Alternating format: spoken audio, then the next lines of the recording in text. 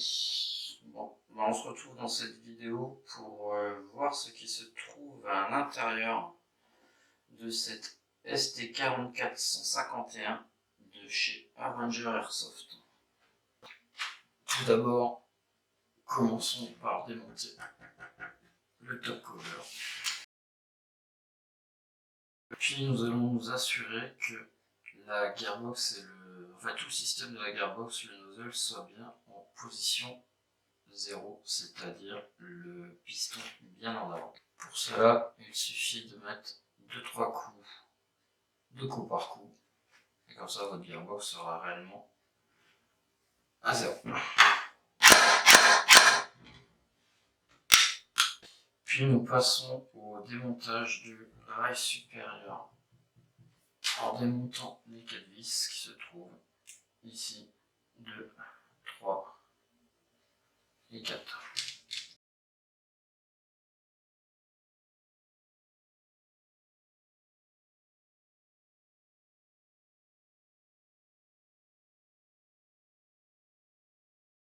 Une fois ceci fait, vous ferez bien attention de ne pas perdre vos boulons. Alors maintenant, pour enlever le rail supérieur, on débloque ici. Faites bien attention à bien aligner ici. Et il ne vous reste plus qu'à tirer légèrement dessus. Maintenant, nous allons démonter la partie inférieure en desserrant les 4 vis ici qui maintiennent les 2 agrafes.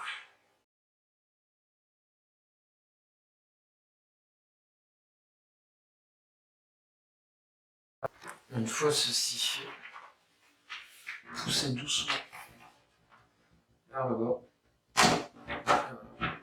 La partie du bas est là. Maintenant, nous allons retirer la goupille qui se trouve ici. Faites attention, il y a une partie crantée qui va du côté gauche de la réplique. Puis, on retire cette pièce. Voilà. Ce qui nous laisse apparaître une clé Allen et une goupille.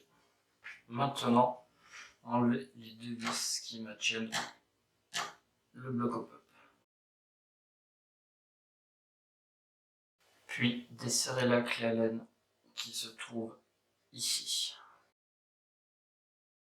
Pas besoin de la sortir de son logement, suffit juste de la desserrer pour qu'elle soit à fleur. Puis, avec un tournevis plat, chassez la goupille en passant par là. Maintenant, vous pouvez sortir le canon externe du lower en maintenant le bloc up et le canon.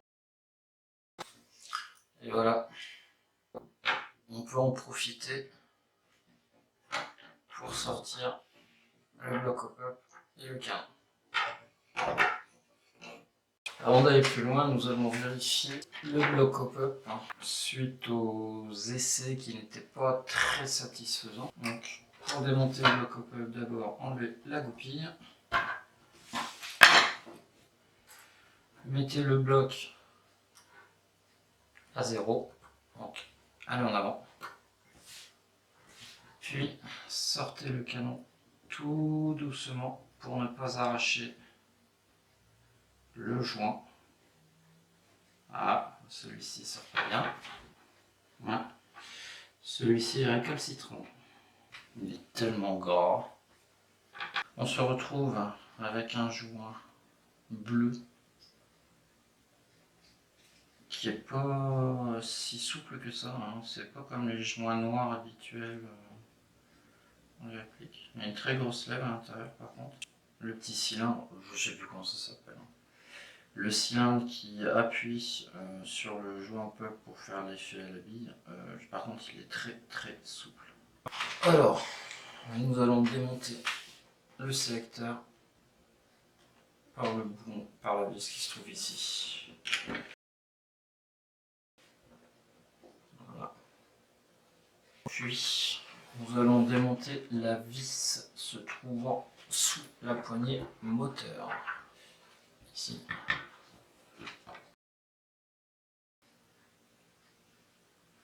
Petite vis cruciforme. Donc, retirons la poignée moteur. Et maintenant, poussez légèrement. Et vous avez votre gearbox qui vient entièrement du corps de la réplique. Alors, tout d'abord, voyons voir s'il y a des marquages bien spécifiques. Non. Par contre, sur le moteur, on peut voir que c'est un super high power. Un super high power de chez Golden Eagles. La select plate, c'est de base, c'est vraiment de base. Okay. Oh, ça va, ça bouge bien, ça ne bloque pas. C'est un fusible 20 ampères. On va démonter le moteur avec les deux vis cruciformes qui sont là.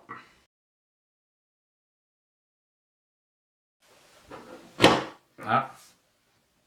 Donc là, on peut voir une petite rondelle de calage d'engrenage à l'origine, mais là, elle bloque la cage moteur pour pas avoir de jeu par rapport à la gearbox, ce qui est pas plus mal.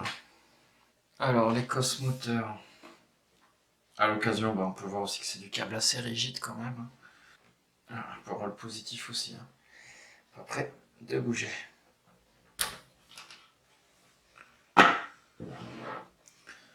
Alors, pour le secteur de tir, pas vraiment de jeu. Tout petit peu. Et avec la select plate, bon, vraiment pas beaucoup de jeu. Donc on continue avec le cache-engrenage ici qui est derrière la cachette. S'il veut bien s'enlever, bien sûr. Voilà, voilà. Plastique tout banal. On continue avec ce qui ferme le dessus de la gearbox qui maintient les câbles. Alors faites gaffe que quand vous bougez, de ne pas trop arracher vos câbles avec. Accompagnez-les. Oh, ça va, ça s'enlève assez. Oh non, pas si facilement que ça.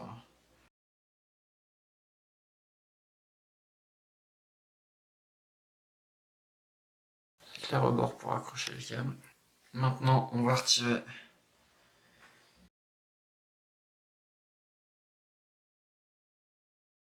Alors maintenant, on va retirer 1, 2, 3, 4 vis.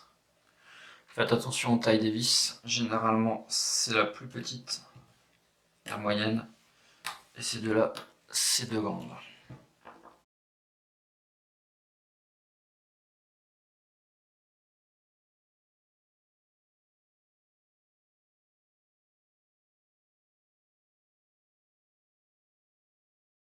Donc, comme je vous expliquais avant, la petite, la moyenne et deux grandes. Donc maintenant, nous allons ouvrir la gearbox.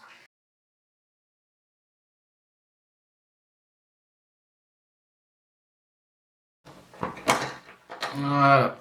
Donc maintenant, nous avons une gearbox ouverte. Alors, démontons la partie pneumatique. Alors, tout d'abord, nous avons un guide ressort qui n'est pas sur roulement. Alors, pour le piston, le corps du piston, vraiment de base, une tête de piston qui est quand même ventilée, un corps de piston avec la première dent métal, un nozzle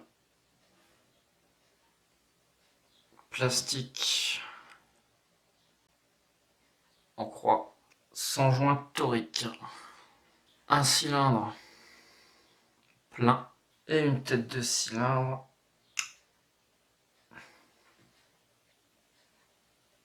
simple joint torique. Ah oui, j'ai précisé, j'ai pas précisé, mais le ressort est accroché dans le corps de piston à la tête de cylindre, à la tête de piston. Alors, niveau étanchéité,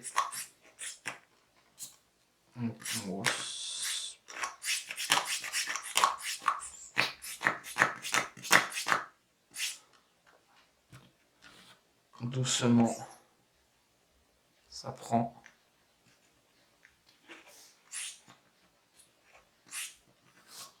Ça fuit, hein.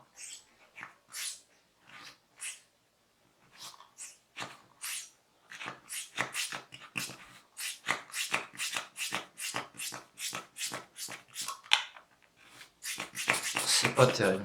Bon alors, niveau calage, ça donne quoi? Ça bouge pas mal, hein, comme vous pouvez voir. Pareil. Ça bouge bien. Et le troisième...